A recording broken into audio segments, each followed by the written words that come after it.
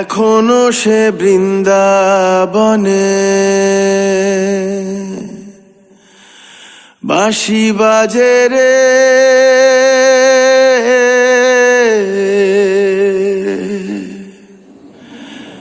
এখনো সে বৃন্দাবনে।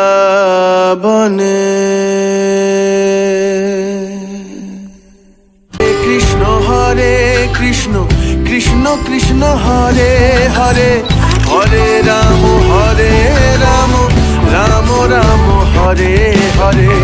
হরে কৃষ্ণ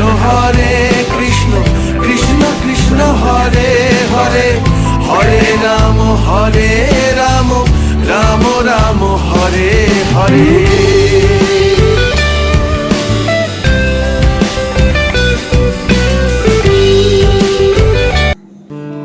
হ্যালো বন্ধুরা, তোমরা সবাই কেমন আছো? আশা করি সবাই খুব ভালো আছো। অন্যান্য দিনের মতো আজকেও আমরা চলে এসেছি তোমাদের কাছে আরও একটি মন্দিরের খোঁজ নিয়ে। এই মন্দিরটি সম্পর্কে তোমরা কেউ জানো, আবার অনেকের কাছেই অজানা। তো মন্দিরটির নাম কি, কোথায় অবস্থিত, কিভাবে যাবে, মন্দিরটি খোলা ও বন্ধের সময় কি, সমস্ত ইনফরমেশন থাকবে আজকের এই ভিডিওতে।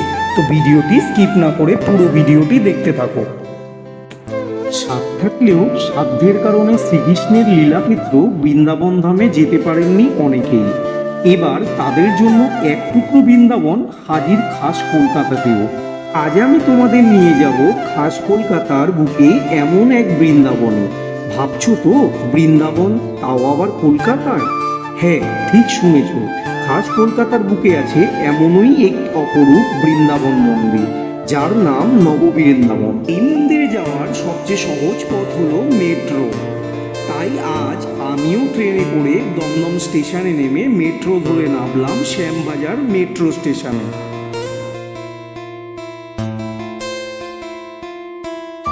আমি এখন দাঁড়িয়ে আছি শ্যামবাজার মেট্রোর ৩ নম্বর গেটের সামনে, আর এর ঠিক সামনেই রয়েছে মহারাজা মনীন্দ্রচন্দ্র কলেজ। আর এর ঠিক বাম দিকে যে রাস্তাটা চলে গেছে সেটির নাম হলো রামাকান্ত বোস স্ট্রিট।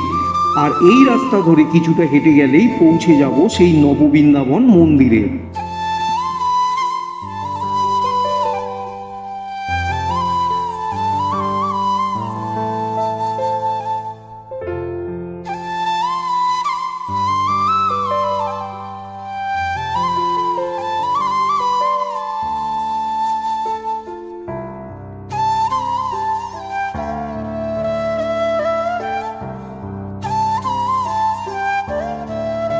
আমি এখন দাঁড়িয়ে আছি নববৃন্দাবন মন্দিরের প্রবেশদ্বারের একেবারে সামনে। তো চলো মন্দিরের ভেতরে প্রবেশ করা যাক। এই গেট ধরে প্রবেশ করলেই ডান দিকে রয়েছে অফিস ঘর, আর এখান থেকে কিছুটা এগিয়ে গেলেই চোখে পড়বে নবরত্ন চূড়া বিশিষ্ট এক অপূর্ব মন্দির। হ্যাঁ, এই হলো সেই বৃন্দাবন মন্দির।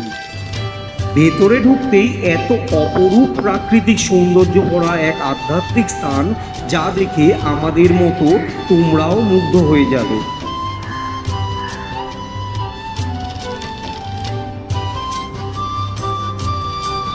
নবরত্ন চূড়া বিশিষ্ট কোনো মন্দির সাধারণত বক্র হয়, কিন্তু এখানকার এই মন্দিরের বিশেষত্ব হলো এটি সমতল। গেরুয়া প্রাচীর ও গাছপালায় ঘেরা মন্দির চত্বর মনের মধ্যে আনে এক আধ্যাত্মিক প্রশান্তির আনন্দ।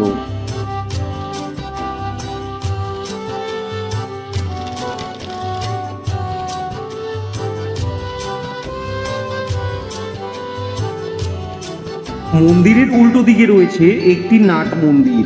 এটি সবসময় খোলা থাকে না, কোনো বিশেষ অনুষ্ঠানের দিন এই নাট মন্দির সর্বসাধারণের জন্য খুলে দেওয়া হয়।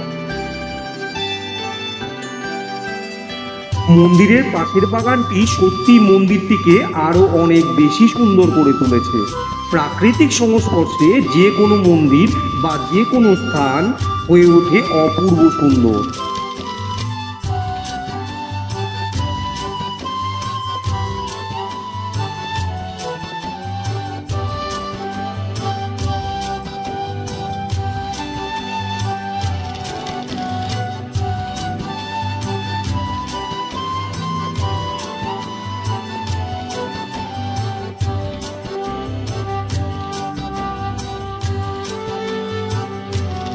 আমি আছি এখন এই মন্দিরের রথের সামনে, যেটি এই মুহূর্তে ঢাকা দেওয়া রয়েছে।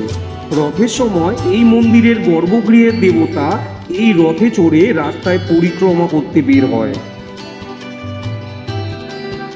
মন্দিরটি 1347 বঙ্গাব্দ বা ইংরাজি 1940 সালে নির্মাণ করা হয়। এই মন্দিরটি প্রতিষ্ঠা করেন হাওড়া জেলার মাকড়দহের করুরি বংশের স্বর্গীয় শ্রী রাসবিহারী করুরি ও তার পুত্র শ্রী নন্দলাল করুরি।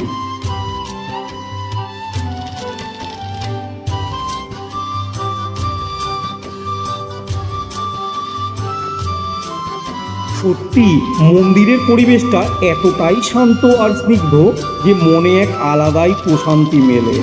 আর তার সাথে মন্দিরের এত সুন্দর কালার কম্বিনেশন আর ডিজাইন দেখে মনটা অভিভূত হয়ে গেল।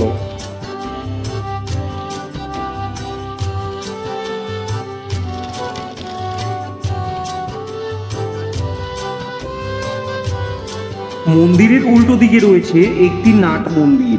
এটি সবসময় খোলা থাকে না, কোনো বিশেষ অনুষ্ঠানের দিন এই নাট মন্দির সর্বসাধারণের জন্য খুলে দেওয়া হয়।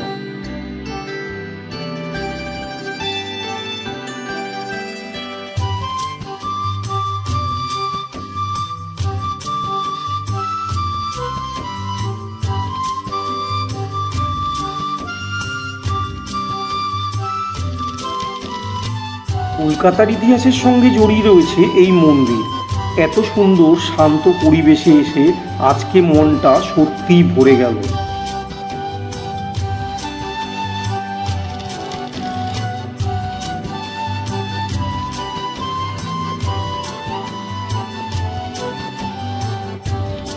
এই মন্দির প্রতিদিন সকাল 8:30 থেকে দুপুর 12টা, আবার বিকেল 5টা থেকে রাত 8:30 পর্যন্ত সকল দর্শনার্থীদের জন্য খোলা থাকে।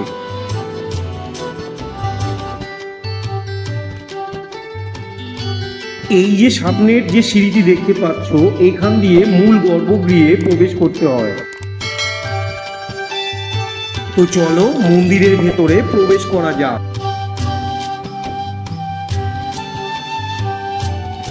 এখন তোমাদের নিয়ে এসেছি মন্দিরের একেবারে গর্ভগৃহের সামনে। মন্দিরের গর্ভগৃহের সামনে খিলানের উপর সুন্দর পঙ্খের কাজ এই মন্দিরের অন্যতম আকর্ষণ। মূল গর্ভগৃহে নবরত্ন সিংহাসনে বিরাজ করছেন রাসবিহারী ও রাসেশ্বরী জিউর যুগল বিগ্রহ। এছাড়াও জগন্নাথ, বলরাম ও সুভদ্রার বিগ্রহ আছে এই মন্দিরে। অষ্টধাতু দিয়ে তৈরি এই রাসবিহারী ও রাসেশ্বরী জিউর যুগল বিগ্রহের পাশে আছে একটি পালঙ্ক।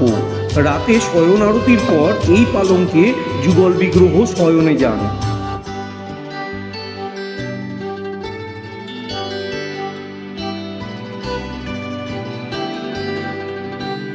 একসময় রাস উৎসব খুব বড় করে উদযাপন করা হতো এখানে। এখন রাস উৎসব খুব ছোট আকারে পালিত হয়। তবুও মন্দিরটি অত্যন্ত আন্তরিকতার সাথে ঝুলন, রাস এবং জন্মাষ্টমীর মতো বিভিন্ন আচার অনুষ্ঠানের আয়োজন করে চলেছে।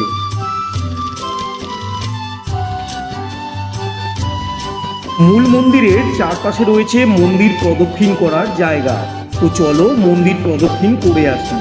মন্দির প্রদক্ষিণ করতে মনে একটা আলাদাই প্রশান্তি মেলে, যেটা ভাষায় প্রকাশ করা যায় না।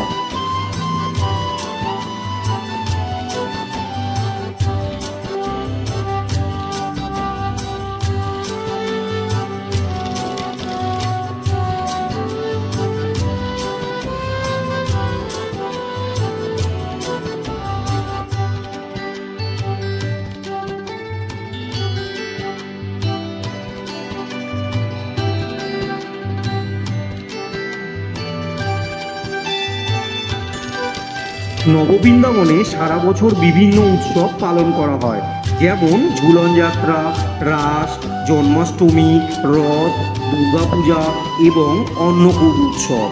যার মধ্যে বিশেষ উল্লেখযোগ্য হল অন্নকূট উৎসব, যেখানে ভগবান শ্রীকৃষ্ণকে 350 রকমের বিভিন্ন সুস্বাদু পদ দিয়ে ভোগ দেওয়া হয়। পৌরাণিক কাহিনী অনুযায়ী কার্তিক অমাবস্যায় ব্রজবাসীকে রক্ষা করেছিলেন স্বয়ং শ্রীকৃষ্ণ। কৃতজ্ঞতা প্রকাশ করতে ব্রজবাসী বিভিন্ন রকমের পদ রান্না করে নিবেদন করেন শ্রীকৃষ্ণকে। তারপর থেকে প্রতি বছর অন্নকূট উৎসবের সূচনা হয়। কলকাতার কোলাহলপূর্ণ শহরের মধ্যে অবস্থিত নববৃন্দাবন মন্দিরটি একটি নির্মল মরুদ্যান হিসাবে দাঁড়িয়ে আছে, যা দূর দূরান্ত থেকে ভক্ত এবং আধ্যাত্মিক সাধকদের আকর্ষণ করে। ভগবান কৃষ্ণ এবং রাধাকে উৎসর্গ করা এই মহৎ মন্দিরটি এমন একটি স্থান যেখানে বিশ্বাস, ভক্তি এবং প্রশান্তির নিখুঁত সাদৃশ্যে একত্রিত হয়। উত্তর কলকাতার বাগবাজার এলাকায় অবস্থিত নববৃন্দাবন মন্দির ইতিহাস এবং সাংস্কৃতিক তাৎপর্যপূর্ণ। মন্দির চত্বরটা খুবই বড় আর খুব সুন্দর এবং পরিষ্কার ও পরিচ্ছন্ন।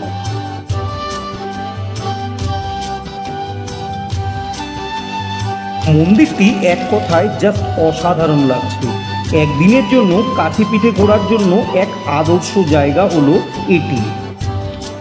গাছপালায় ঘেরা সুন্দর পরিবেশটি একদিনের বেড়ানোর পক্ষে দারুণ একটি জায়গা।